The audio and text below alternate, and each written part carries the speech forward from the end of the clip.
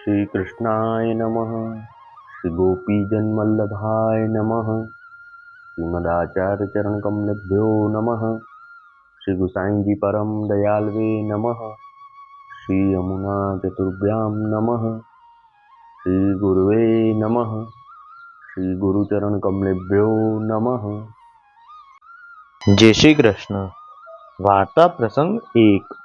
सो एक दिन साहूकार वैष्णव ने आम के दिनन में समस्त गांव के वैष्णवन की मंडली कीनी। सो आम के रस की मंडली करी। सो मथुरा जी में श्री गुसाई जी के सेवक निष्किंचन स्त्री पुरुष दोई वैष्णव हते।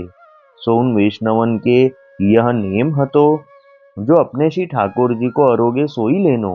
और वैष्णव मंडली में न्योतो आवे तब जो सामग्री मंडली में हुई सो अपने श्री ठाकुर जी को अरोग आवते तब मंडली में जाते। भाव प्रकाश काहे थे जो यह पतिव्रता को धर्म है जो स्वामी अरोगे सोई लेनो। और समाज राखीवे को वैष्णव मंडली में जाई परी वहां जो सामग्री हुई सो अपने घर श्री ठाकुर जी को प्रथम आरोग आवे पाछे वहां महाप्रसाद लेई। यह मार्ग की रीति है। सो यह पुष्टि मार्ग में पतिव्रता धर्म मुख्य है। और श्री गुसाई जी श्री सर्वोत्तम स्त्रोत में श्री आचार्य जी को नाम कहे हैं जो पतिव्रता पति है। सो पतिव्रता जो अनन्य भक्त तिनके आप पति हैं। यह कही यह जतायो जो पुष्टि मार्ग में पतिव्रता को धर्म की नाई जो को वैष्णव ठाकुर की सेवा करत हैं ताको श्री स्वामिनी जीवत सौभाग्य की प्राप्ति होत है। और ये लीला में रति गति दो जसोदा जी की सखी है। सो नंदालय में श्री ठाकुर जी की सेवा में सदा तत्पर रहती हैं नई नई सामग्री सिद्ध करती हैं। सो श्री जसोदा जी दो उनको थार को महाप्रसाद नित्य देती हैं सोई लेती हैं और कछु लेती नाही ऐसी दो अनन्य हैं। सो वा दिन मंडली में रस हतो सो सब आम तो वा सेठ के घर ले गए हते। और यह वैष्णव आंबा लेन को बाजार में गयो। सो बाजार में कहूँ आंबा न मिले तब यह वैष्णव को अत्यंत ताप भयो। तब वाही समय एक माली बाजार में आंबन को टोकरा लेके आयो। भाव प्रकाश यह कही यह जतायो जो ताप भाव सो सर्व मनोरथ तत्काल सिद्ध होत है। तब इन वैष्णव ने पूछी जो हमको 2 ही पैसा के आंबा देओगे। तब उन माली ने कही जो सगरो टोकरा लेऊ तो देऊं। तब इन वैष्णव ने कही जो सबन को कहा लेओगे। तब माली ने कही जो 1 रुपया लेऊंगो। तब वैष्णव ने कही जो रुपया कहाँ ते ले आऊं। ऐसे कही के पाछे कही जो 2 ही 4 दिना ताई मांगियो मती पाछे देंगे। ऐसे कही के वह वैष्णव श्री यमुना जी के किनारे आयो। तहाँ एक एक आम धोए धोए के श्री ठाकुर जी को मानसी में भोग धरत गयो। सो श्री ठाकुर जी ने वाही ठोर सब आम अरोगे।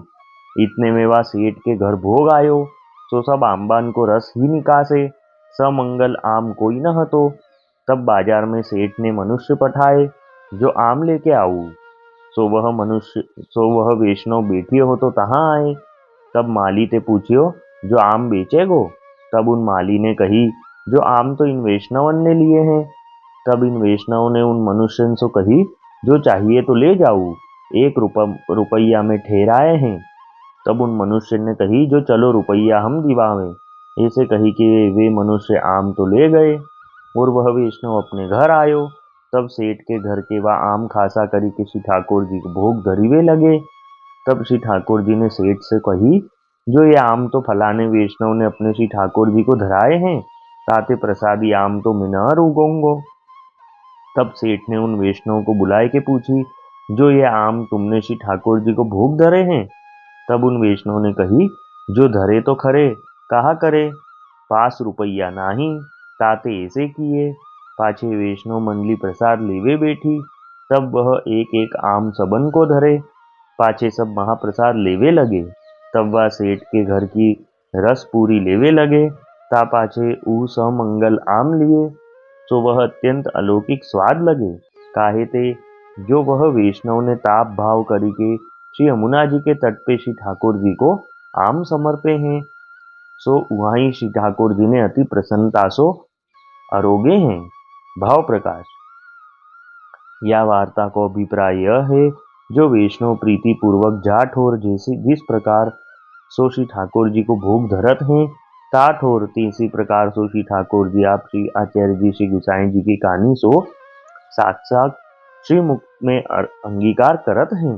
ताते वैष्णव को उत्तम वस्तु जहाँ भांति बनी आवे ता भांति श्री ठाकुर जी को समर्पणी, यह सिद्धांत भयो। सो वह सेठ और वह वैष्णव ऐसे परम कृपा पात्र भगवदीय हते, ताते इनकी वार्ता कहाँ ताही कहिए। अब वार्ता का संक्षिप्त सारांश हिंदी में।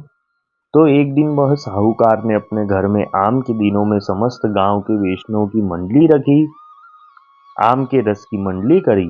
और श्री मथुरा जी में श्री गुसाई जी के सेवक स्त्री पुरुष निष्कंचन थे।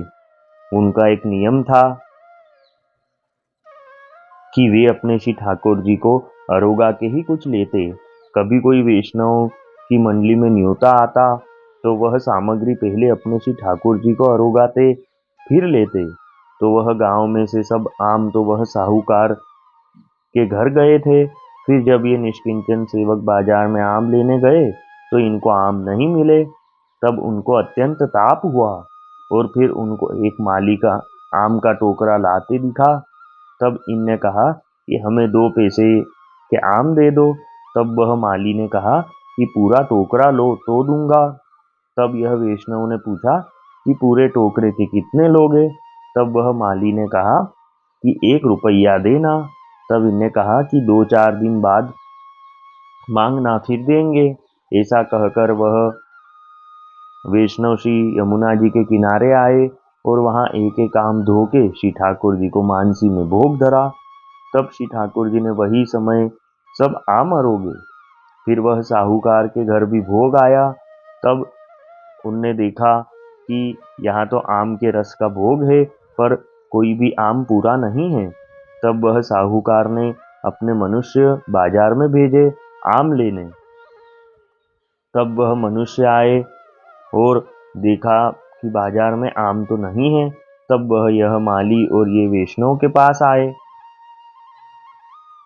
और उनसे पूछा कि यह आम दोगे। तब वह माली ने कहा कि ये आम तो ये वैष्णव ले चुके हैं। तब वह वैष्णव ने कहा कि तुमको चाहिए तो ले जाओ, 1 रुपया में देंगे। तब वह साहूकार के मनुष्य वह आम लेके गए और वह आम वह साहूकार सेठ ने अपने श्री ठाकुर जी को अरोगाए। तब उनके श्री ठाकुर जी ने कहा कि हम तो अब ये नहीं अरोगेंगे, ये आम तो एक वैष्णव के श्री ठाकुर जी ने अरोग लिए हैं। तब वह सेठ ने वह वैष्णव को बुला के पूछा। तब वह वैष्णव ने कहा कि हाँ मैंने धरे थे, पास में रुपया नहीं थे इसलिए ऐसा किया। फिर सब वैष्णव को वह महाप्रसाद दिया, आम के रस के साथ एक एक आम भी दिया।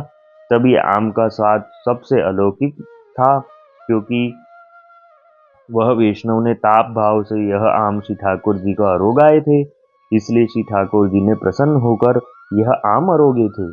यह वार्ता का अभिप्राय यह है कि श्री ठाकुर जी को उत्तम से उत्तम वस्तु जिस प्रकार बनी आए उस प्रकार श्री ठाकुर जी को समर्पणी चाहिए। तो वह साहूकार और वह वैष्णव श्री गुसाई जी के ऐसे कृपा पात्र भगवदीय हुए। वल्लभी वैष्णव सदा सुहागी, जो श्री वल्लभ शरणे आवे सो पूरण बड़भागी। गल तुलसा की माला सोहे भाले तिलक रसाला, तापर वल्लभी मुद्रा सोहे मुख बोले गोपाला। तन मन धन वैष्णव पर वारू गाँव श्री गिरधर लाला, आज सभा में पूर्ण रहत हैं सूरदास नंदलाला। वल्लभी वैष्णव सदा सुहागी। जय श्री कृष्ण।